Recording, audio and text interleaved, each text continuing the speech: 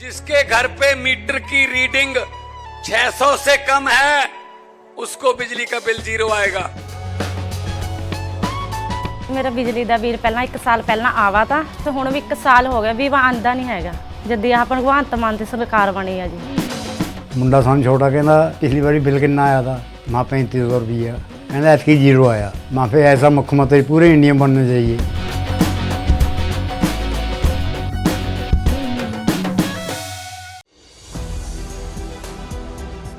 नमस्कार, मैं हूं संजीव श्रीवास्तव।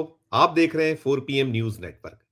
मित्रों, परिवहन विभाग की काली कमाई का सूत्रधार सौरभ शर्मा अंततः पुलिस की गिरफ्त में आ गया है। सौरभ शर्मा की तलाश बीते 40 दिनों से हो रही थी और एक हाई वोल्टेज ड्रामे के बाद उसे मंगलवार को पूर्वाह्न कोर्ट में सरेंडर के प्रयासों के बीच लोकायुक्त पुलिस ने गिरफ्तार कर लिया और अपने साथ ले आई। अब उससे पूछताछ चल रही और 40 दिनों के बाद जब सौरभ शर्मा पुलिस के हत्थे चढ़ा तो उस चेतन गौर को भी लोकायुक्त ने हिरासत में ले लिया है, जिसकी कार से 1 किलो सोना और 10 करोड़ रुपए नगद मिले थे। कुल 50 करोड़ की गोल्डन कार वो हिंदुस्तान के जो मीडिया जगत है उसकी सुर्खियां बनी। तो पूरा का पूरा जो मामला है ये मध्य प्रदेश का है और जो सौरभ शर्मा है, सौरभ शर्मा मध्य प्रदेश के परिवहन महकमे में केवल 7 साल सेवारत रहा है। उसे अपने पिता की जगह ये जो परिवहन महकमे में जोड़ तोड़ के जरिए अनुकंपा नियुक्ति मिल गई। तो उसके पिता हेल्थ डिपार्टमेंट में हुआ करते थे। उनकी मृत्यु उपरांत इसका कहीं इसने आवेदन किया था, अधिकार था उसके तहत, तो इसने कोशिशें की और बाद में परिवहन महकमे में ये सिपाही हो गया। सिपाही होने के बाद इसने ऐसा कुछ जादू चलाया, ऐसा कुछ चक्कर चलाया कि ये पूरे के पूरे महकमे को, जो खासकर परिवहन चौकियां हैं मध्य प्रदेश में, पूरे प्रदेश में फैली हुई हैं, साथ साथ जो नाके हैं, उसका एक वहां से धन उगाही का एक कह सकते हैं औजार, एक मशीन के तौर पर स्थापित हो गया और 7 साल में इसने अकूत धन कमाया। अभी जब बीते महीने इसने जब ये सुर्खियों में आया, पहले उसकी कहीं जो रहन सहन बदला, इसके पास जो इसका ऐश्वर्य दिखाई दिया और ये कंट्रोवर्शियल हुआ, शिकायतबाजी हुई, इसने नौकरी छोड़ दी और नौकरी छोड़ने के बाद ये बताते हैं कि सक्रिय रहा था और सक्रिय रहते हुए लगातार जो परिवहन चौकियां मध्य प्रदेश की हैं उस पे उसका पहले जैसा जो एक रुतबा, एक जो उसका दबदबा था वो कायम रहा और ये कमाता रहा। अभी बीते महीने 19 दिसंबर को इसके यहाँ लोकायुक्त, जो मध्य प्रदेश का लोकायुक्त है, उसने छापेमारी की थी। और छापेमारी में ये तो नहीं मिला था, ये इसकी पत्नी फरार हो गए थे, लेकिन इसके घर से, इसके नाते रिश्तेदारों से, इसके सहयोगी साथियों से, जैसे चेतन गौर है, 2 घर भोपाल में, एक बहुत पॉश इलाके में इसके भव्य बंगले, भव्य सजावट वाले, और अलग अलग छापों में भारी मात्रा में कैश, भारी मात्रा में चांदी, सोने के जेवरात, चांदी की सिल्लियां, 250 किलो चांदी इसके यहाँ से मिली थी छापे में। और बाद में उसी छापे के ठीक कुछ घंटों बाद जो इनकम टैक्स है उसने एक रेड की थी और जो चेतन गौर की कार थी, एक उसे लावारिस कार मिली थी जिससे भी सनसनी फैली थी, वो गोल्डन कार, जिसमें तमाम 54 किलो सोना, 10 करोड़ रुपए नगद राशि बरामद हुई थी। और उसके बाद कान खड़े हो गए थे और निकला ये था कि वो कार जरूर चेतन गौर की थी। उससे भी पूछताछ हुई थी। धीरे धीरे सारे राज उगलते चले गए थे। छापेमारी, छानबीन, इसमें ईडी का भी प्रवेश हुआ था, इनकम टैक्स था ही था, उसके पहले लोकायुक्त का छापा। तो ये सारी एजेंसियां सौरभ शर्मा की सरगर्मी से तलाश कर रही थी। इसके दुबई में होने की आशंका थी। इसकी मां ने बताया था, जो सौरभ शर्मा है, कि वो कहीं हिंदुस्तान में ही अलग अलग सब जगह छापे, अलग अलग टीमें लगी हुई थी, लेकिन ये पुलिस के या एजेंसियां जो हैं इसमें पूरा इन्वॉल्व हैं, उनके हत्थे नहीं चढ़ पा रहा था और हाथ मलती रह जा रही थी जो संस्थाएं हैं। और उसका जो ऐश्वर्य तो था ही था, इसके पास से जो संपत्ति मिली, 100 करोड़ के लगभग की संपत्ति इससे, इसके दोस्तों यारों से, जो इसके सहयोगी से मिली है, वो जो बाजार मूल्य है, लेकिन वो 200 करोड़ से कहीं ज्यादा, कहीं ऊपर, अलग अलग आकलन है। कोई कहता है 500 करोड़ है, कोई कहता है 300 करोड़ है, लेकिन 200 करोड़ से ज्यादा की जो उसका बाजार मूल्य संपत्तियों का है। तो ये जो फरार सौरभ शर्मा था, ये सोमवार को, गत दिवस, 27 जनवरी को ये भोपाल कोर्ट पहुंचा था अपने एडवोकेट के साथ और वहां इसने आवेदन लगाया था, लेकिन इसे कल जो है वहां एंटरटेन नहीं किया गया था। इसको जो है सरेंडर नहीं इसका मंजूर किया गया था।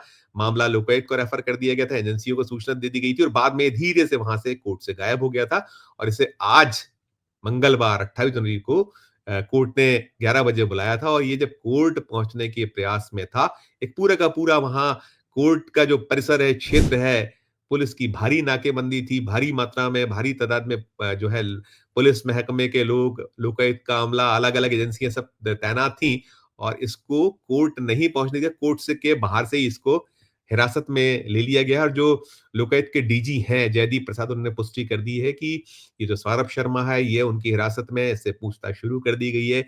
इसका जो साथी है चेतन गौर, उसको हिरासत में लिया गया और ये कहा गया है कि अगले 24 घंटों में लोकायुक्त पुलिस जो है वो प्रस्तुत करेगी इसे कोर्ट के समक्ष और वहां से निश्चित तौर पर बाद में रिमांड मांगा जाएगा। ना केवल लोकायुक्त से पुलिस जो है वो रिमांड मांगेगी, बल्कि इस पर इनकम टैक्स की भी निगाह रही है, इनकम टैक्स को भी इससे पूछताछ करनी है, ईडी को भी पूछताछ करनी है। बहुत सारे इसमें अलग-अलग एंगल निकले हैं कि मनी लॉन्ड्रिंग की भी कहीं केस निकलता बनता दिखता है। फिर इनकम टैक्स ने अलग पाया है कि इनकम टैक्स की चोरी है और फिर से आय से अधिक जो संपत्ति का ब्यौरा इसके पास से मिली गया, वो संपत्ति किसकी, एक डायरी भी मिलने की सूचना रही जिसमें बहुत बड़ा हिसाब किताब है।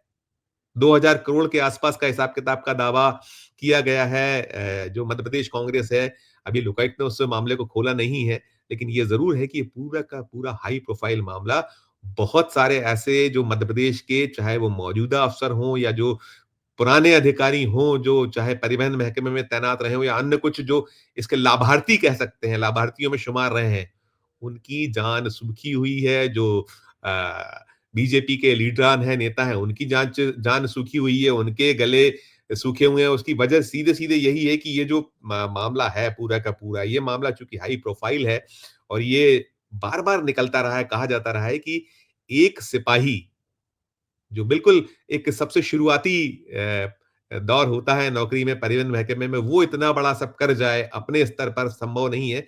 बहुत बड़े-बड़े लोग, बहुत बड़े-बड़े हाथ इसके पीछे होना चाहिए। इस पूरे जो बंदर बाट रही है, धन जो वहां से उगाया गया है, जो काली कमाई की गई है परिवहन चौकियों, परिवहन नाके महकमे में, और इसमें तबादले, पोस्टिंग, अलग-अलग बहुत सारी चीजें निकल कर आ रही हैं। इसमें यह रहा है कि दो परिवहन जो पूर्व परिवहन मंत्री हैं, उनको जरूर जोड़ा जा रहा है बार-बार। एक पूर्व परिवहन मंत्री भूपेंद्र सिंह है, जो 2013 से 2018 तक, जब शिवराज सिंह चौहान की मध्य प्रदेश में सरकार थी, वो परिवहन मंत्री, तो इन्हीं के दौर में इसकी अनुकंपा नियुक्ति हुई थी। और दूसरे गोविंद सिंह राजपूत, जो 2019-20 जब ये सिंधिया ने, जो त्रय सिंधिया ने सरकार गिरवाई थी कमलनाथ की, और उनकी सरकार गिरने के साथ ये सारे लोग, ये गोविंद राजपूत और कई सारे 2 दर्जन विधायक कांग्रेस के टूटकर बीजेपी में आए थे, सिंधिया बीजेपी में आए थे और फिर सरकार शिवराज सिंह चौहान की पुनः बन गई थी। चौथी बार वो मुख्यमंत्री हुए थे, तब ये गोविंद सिंह राजपूत के पास ये महकमा था।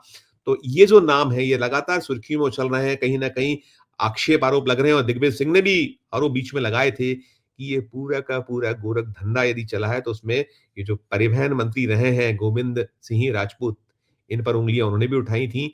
और साथ साथ ये भी कहा था कि जब कमलनाथ की सरकार थी तब भी ये जिद हुई थी सिंधिया की ओर से कि इन्हें ये पद, ये महकमे मिलने चाहिए, और तमाम तमाम आक्षेप आरोप है। लेकिन अभी जो ये हाई प्रोफाइल मसला मामला है, वो सिपाही, अदना सिपाही, जो 200 करोड़ रुपए की अकूत अकूत संपत्ति का मालिक निकला, उससे कहीं ज्यादा संपत्ति है, और उसके पीछे कौन कौन है, क्या क्या है, अलग अलग कहानियां हैं उसको लेकर, और आरोप प्रत्यारोप के दौर भी बहुत सारे चल रहे हैं। और अब ये चूंकि पुलिस के हत्थे चढ़ गया, हिरासत में आ गया, इससे पूछताछ शुरू हो गई है, तो चिंता जो ये लोग हैं, लाभार्थी कथित तौर पर हैं, वो इसी बात को लेकर चिंतित है कि इसने कोई मुंह खोला तो बहुत मुश्किलात हो जाने वाली। और भारतीय जनता पार्टी जो यहाँ कुनबा है, उसमें जो आपसी द्वंद्व है, आपसी राजनीति, वो तो चली रही है, लेकिन कुल मिलाकर ये जो इसके हिरासत में आ जाने के बाद निश्चित तौर पर धड़कने जो लाभार्थी हैं उनकी बड़ी हुई है। जो भी अपडेट इस खबर से जुड़ा आगे हमारे समक्ष